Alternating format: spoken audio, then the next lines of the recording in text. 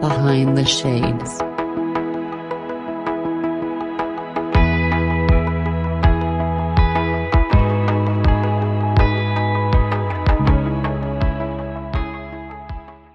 When you began to realize that she was doing some of the things to you that was being done to her previously, such as the cheating and things like that, how did that make you feel?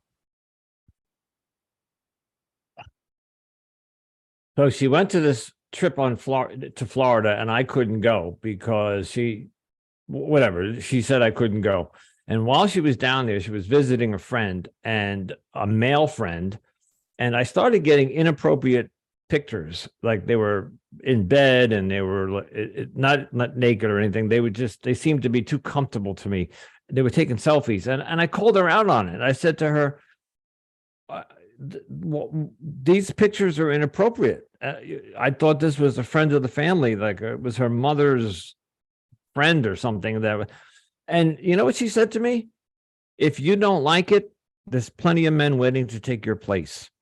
She knew how beautiful she was, and she put herself up on a pedestal to the point where if you don't like it, I got men lining up to date me. And when I heard that statement, I, of course, backed down because she called my bluff. She called me out on it. I called her out, and she came back. I tried to establish a boundary and saying, this is unacceptable. And I was looking at this Miss Universe, and I said, I don't want to lose her. So what did I do? I took a step back and I said, okay, enjoy the rest of your vacation, but that just kept happening. She would come home, and there were nights I couldn't get a hold of her. And here's where it got really, really bad for me. And you asked me how I handled it. There were the weekends that she would come over and spend time with me on the weekend. When we were intimate, when we got into bed, she would say to me, and I don't know if there's an explicit warning on this podcast, but I'll try to keep it clean. She would say to me, my vagina is off limits. You cannot have intercourse with me.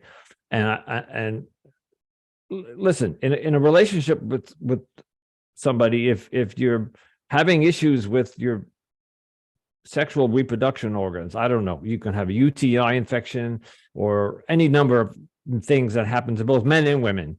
You say, hey, look, honey, I got a UTI today. Can we use a condom? Or can you have a conversation about it? But I didn't get that. I got, you just can't have intercourse with me today. So she offered ulterior methods of intimacy. And I just said, okay, and went along with it. But this pattern started happening more often, to one day when she came over, and again, I'm going to try to keep it clean. But when I looked down at her pelvis area between her legs, this time that the vagina was engorged, and I am not exaggerating here. It was the size of a grapefruit. It looked like it.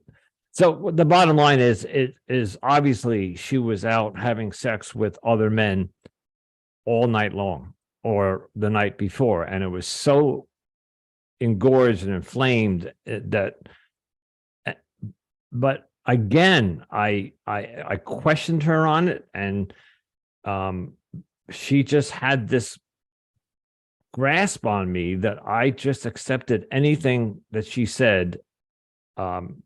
And this is where the gaslighting comes in. She would actually say to me, you don't really see what you're looking at. My vagina is fine. I just don't want to have intercourse today. And I would look and I'd say, no, it's clearly looking, you see where I'm going here. It's gaslighting. And this is the problem that I'm having with this past relationship. This happened early. This happened within the first year. And I stayed. Why did I stay?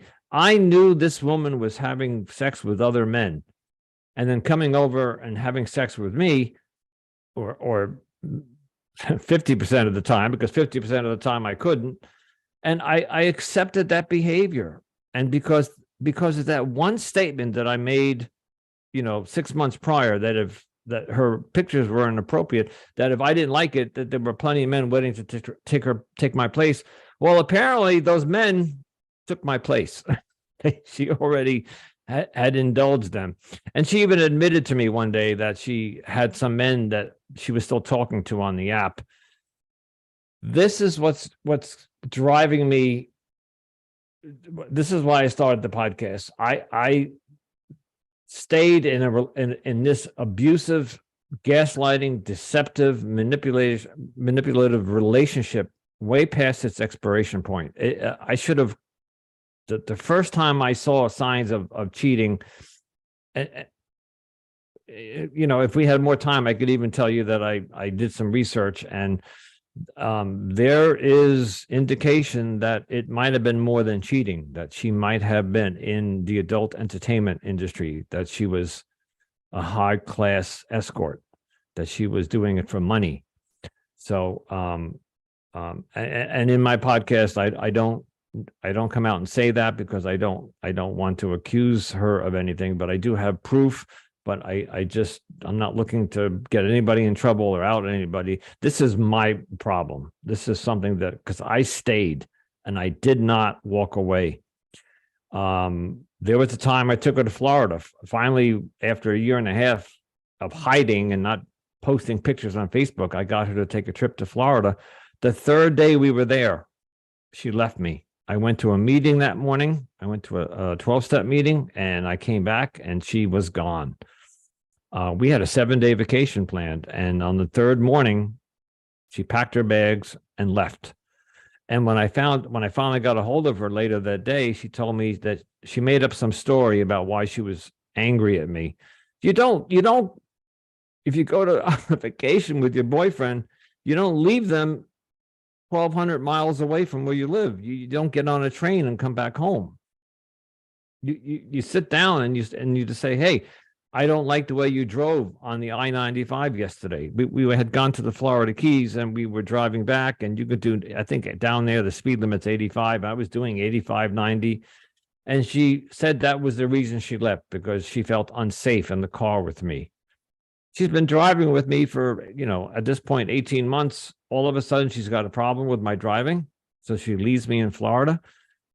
5 days later, she comes back to my house, knocks on my door, and apologizes and wants to come back to me. And I took her back.